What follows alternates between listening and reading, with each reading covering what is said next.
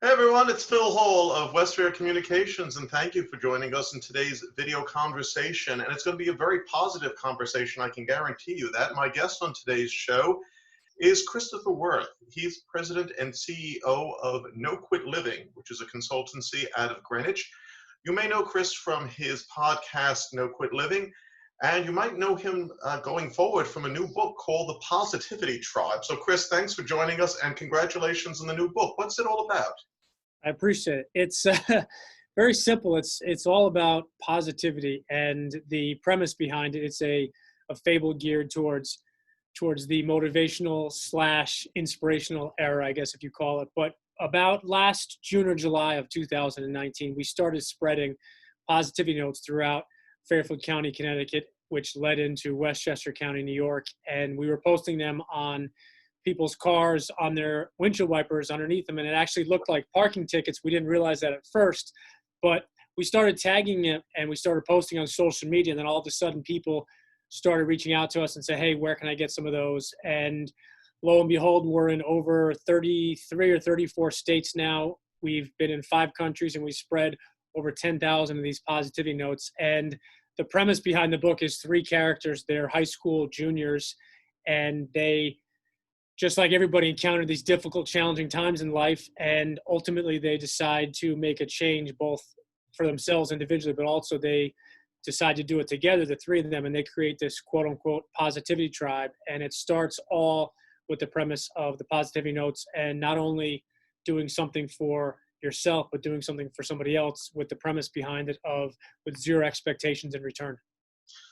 So you went around putting No. on people's cars? Who did that?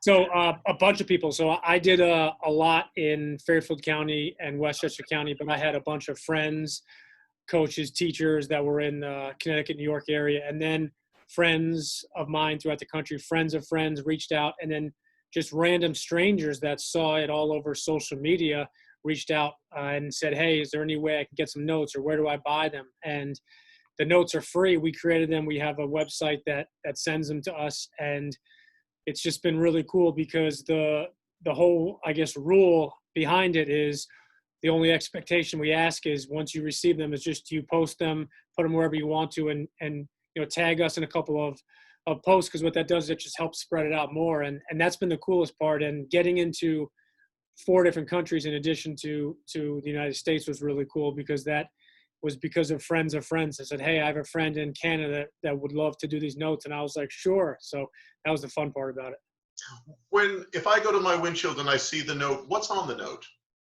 So it's a, if you hold on one second, actually I can show you. Okay. So it's a note like this, which says, join our paid forward positivity mission. And then it asks us, or asks you on the bottom, to tag us. And then what we do is we write with a Sharpie some type of positivity quote, something inspirational. And we've had sports teams, we've had charities do different things. We've had a couple churches down in Texas that said, hey, could you send us a bunch of blank notes? We want to create and put our own message out. So that's been the coolest part about this, is there's nothing to do with specifically me or specifically No Quit Living itself. It has to do with the whole idea and concept of just spreading positivity. And I think, ironically, where we are as not only a country, but as a world right now, very challenging times in many different ways. I think, personally, my opinion is we could all use a lot more positivity in our lives. Amen. But Chris, I've known you for a number of years, and I already know the answer to the question, but for the people out there who don't, how did you get started becoming such an advocate for positivity? Came back through my sports life and my upbringing, and I've always loved inspirational stories. I always have loved movies such as Rudy and Rocky and things in that stature, because it's the whole no quit mentality. It's the whole, in life, we all get knocked down. The question is, do we get back up better, stronger, more intelligent, a better version of ourselves, or do we sit there and allow that defeat to hang over our heads? And I've played a bunch of sports throughout my entire life. I played 2 sports in college, and I coached high school and college basketball. And for me, some of the people that I look up to the most are the teams and individuals and companies and entrepreneurs that are really have that mental spirit behind them, of that no quit mentality of it's going to be challenging, it's going to be difficult, but during those challenging times, that's where a lot of your character is not only tested, but it's, I think, where a lot of your character is ultimately built. You do a lot of motivational speaking, and there are a lot of motivational speakers out there on the market. How do you differentiate yourself from the competition? Yeah, that's a good question, and there are a ton of motivational speakers out there. I think the one thing that we try to do very specifically is we try to cater and tailor our presentations and our speeches 100% to our each audience, to the individual. So, for example, if it's a sales team in real estate field, we're going to sit down with the general managers, we're going to sit down with the sales team, we're going to sit down with those people and say, what are the type of things that you're struggling with? What are the type of things that you want to become better in or more efficient in? And we design something that's specifically tailored to them.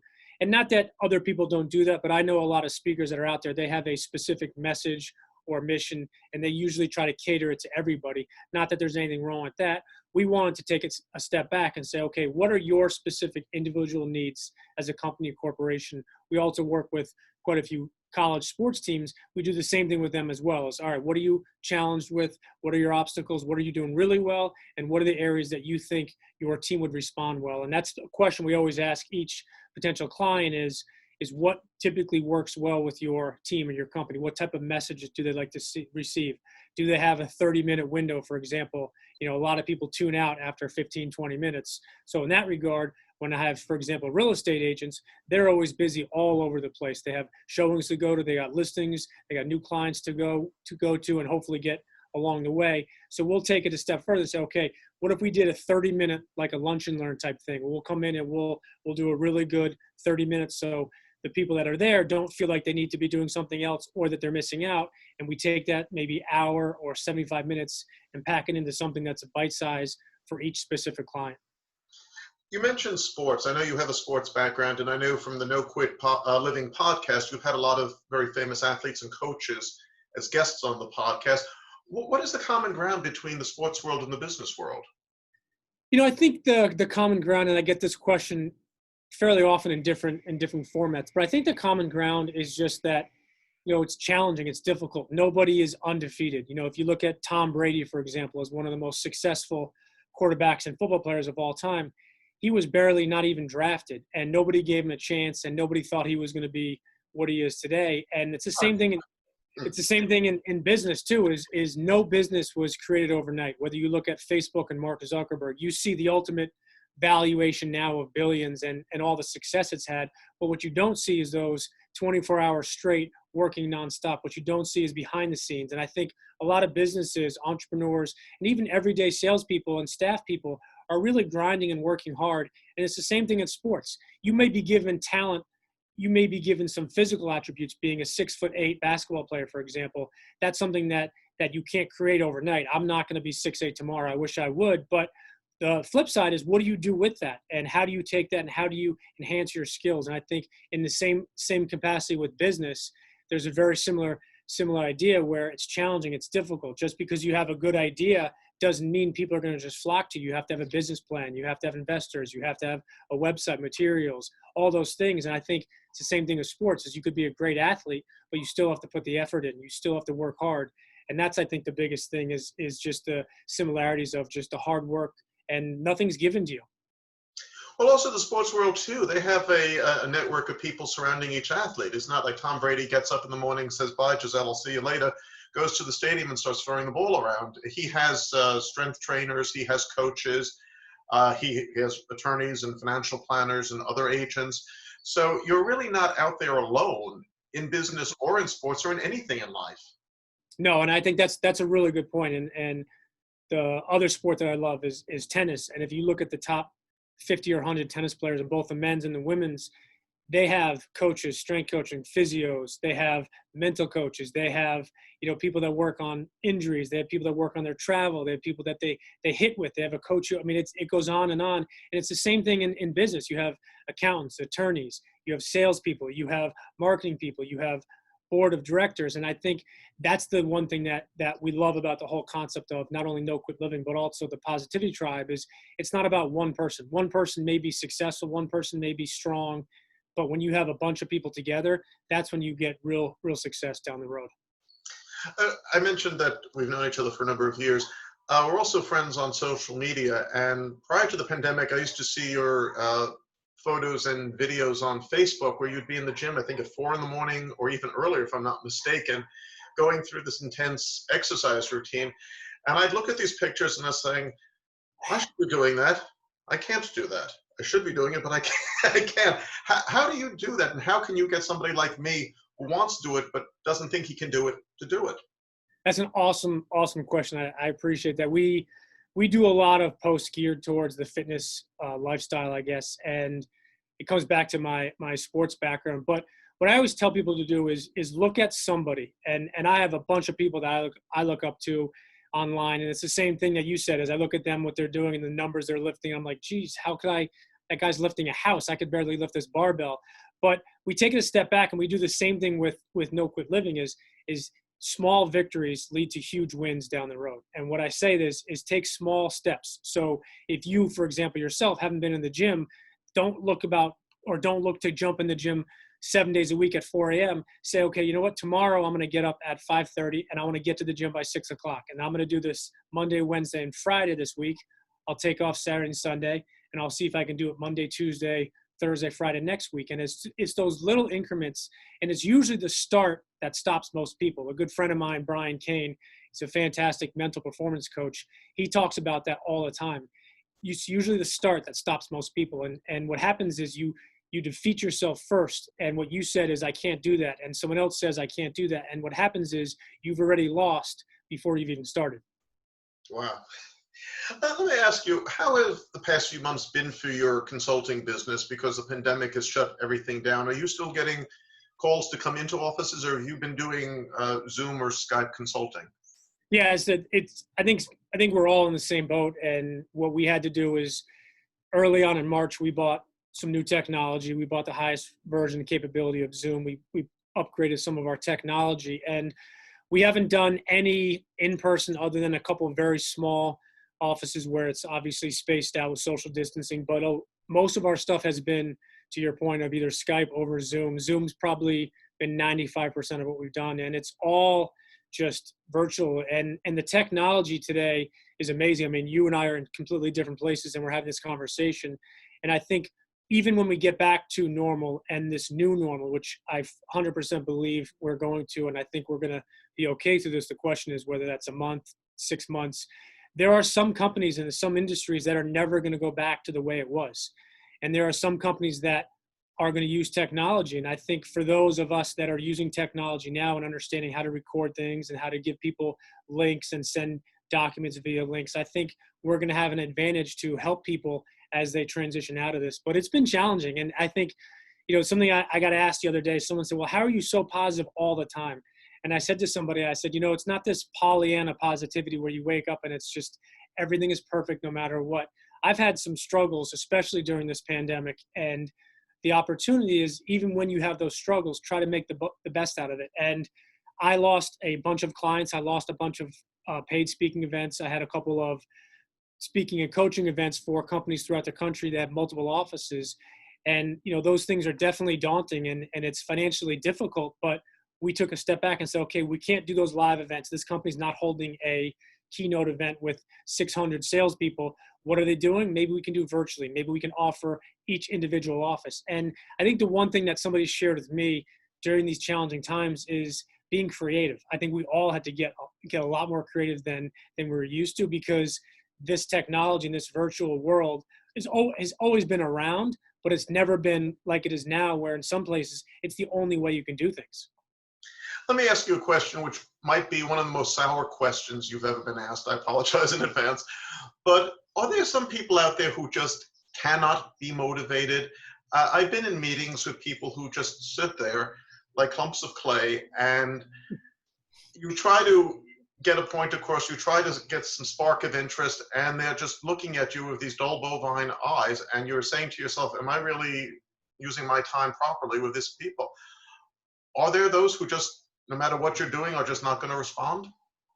Yeah, that's unfortunately, it's a difficult question, because it's very true. But the answer to that is yes. There are those people that it doesn't matter what you put in front of them. It doesn't matter what you show them or the skills or the tools you give them, until they make a decision that they want to change something or they want to approach this challenge or this day or this meeting with a little bit more positivity, you can't change them.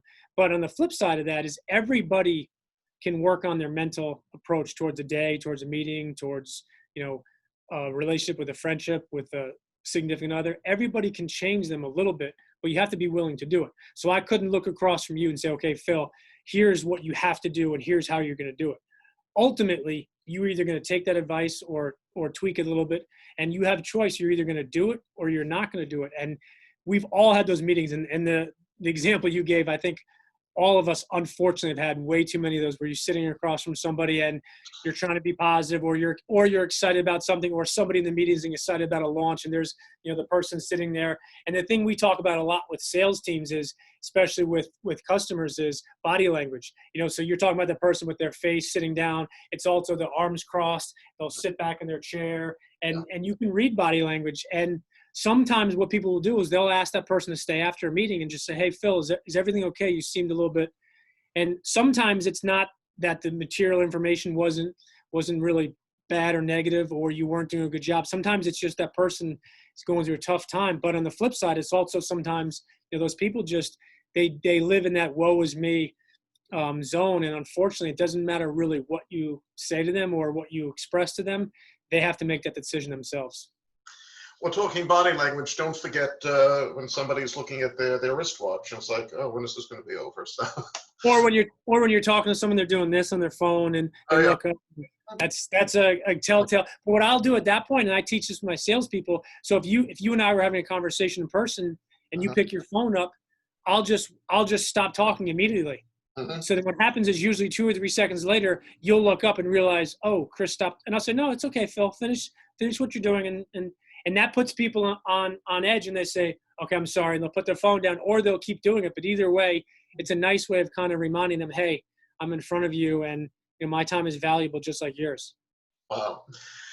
So tell me more about the book and your plans for the book, and will there be additional books after that? Yes, 100%. I'm actually working on a second and a third book as we speak.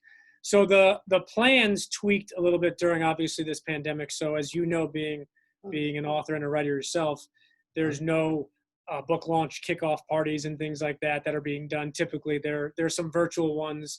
But so we're doing a bunch of stuff with the book now. It's available for pre-order now on the book's website, and then it'll be out in the second or third week of August. A couple of things, obviously, during this pandemic have slowed a little bit with printing and publication. But the plan from that moment moving forward is getting this book out to as many people. We've ordered a bunch of copies to give out to schools and companies. We're really wanted to start the grassroots area and get into schools, middle schools and high schools, and then companies and organizations, and really touch upon the importance of the power of positivity and how it's important to start and end every day with a positive mindset. And again, going back to my comment, it's not this Pollyanna positivity where everything's perfect, but no matter how dire something is, you can always approach it with a little bit more positivity. And it goes back to a quote that you've probably heard me say over on the podcast, but by the famous Zig Ziglar, is a positive attitude do everything better than a negative attitude will. And I think that's just a really powerful quote, but it's also a really simple quote. And I think if you actually think about it for a second, you realize, what, there's a lot to it. Yeah. I mentioned earlier that I saw your photos and videos of your exercising. Obviously, I could emulate what you're doing with barbells and whatnot. But what about mental exercise? If I want to get into a positive frame of mind, what are some of the mental exercises I should be doing? Yeah, that's a really powerful question. So one of the things I tell people, and we do with a lot of our coaching, is what are you putting in front of your eyes, your ears, and what are you saying to other people? What I mean by that are, what are you listening to in regards to podcasts? What are you reading in regards to literature, to books, to what different websites? But some of the exercises that we teach a lot is just old school grabbing a notebook. And obviously, as I mentioned, you being a writer yourself, there's power in writing things down. So for example, if you wanted to get into back into the gym, one of the exercises I talk about people is, write down a couple of goals. What's the reason you want to do it? Because if my desire is more than your desire to get to the gym or start working out, it's probably not going to be successful. So when people start, and you know this because there's science behind it, is when you put a pen or pencil to paper, it's very different scientifically than it is in regards to typing something on a phone or putting something on a keyboard. There's been science proven for years now. So that's one of the exercises. And then the other thing we do with a lot of our clients is just verbalizing some of those goals out loud. I want to get back to the gym because I want to get in better shape. I want to get back to the gym because when we finish this pandemic, I want to be able to, play golf again. And it's the verbal things that are really powerful. Some people call them affirmations. And then one of the other things that's a really neat exercise is just grabbing a sticky note. We talk about this a lot, and putting a note somewhere where you can see it. So if you have a significant other or kids, you don't want them to see it. It's something you can put where someone won't see it. Maybe it's in your closet, maybe it's in your sock drawer, but the visual perspective has a lot of value. And there's also been studies about when you write something in your handwriting and you put it up somewhere where you can see it and you look at it, you start to realize, this is actually something that I want and it's something that I can do. Well, Chris, I could go on talking with you for an endless period of time, but these episodes are time limited. But for the viewers out there who want to continue the conversation, how can they get in touch with you, and where can they find your book, as well as the wonderful No Quit Living podcast? I appreciate that. So the podcast itself is anywhere you listen to podcasts, so any of the platforms, whether Android or iTunes or just for any device. And then the book, you can find it at thepositivitytribe.com. It's the only thing that's on that website right now. We're designing some curriculum. And then the website is noquitliving.com, and we're most active on social media in the Instagram space, and it's just under No Quit Living. And I love connecting with people, and I always leave my personal email address, which is chris@noquitliving.com, and love connecting with people and love spreading positivity. And I've known you for 3 years, and it's been a very positive experience. So Chris Wirth, thank you so much for being a guest on today's video conversation. I appreciate it. Okay, folks, that's it for today. We'll see you next week. Take care.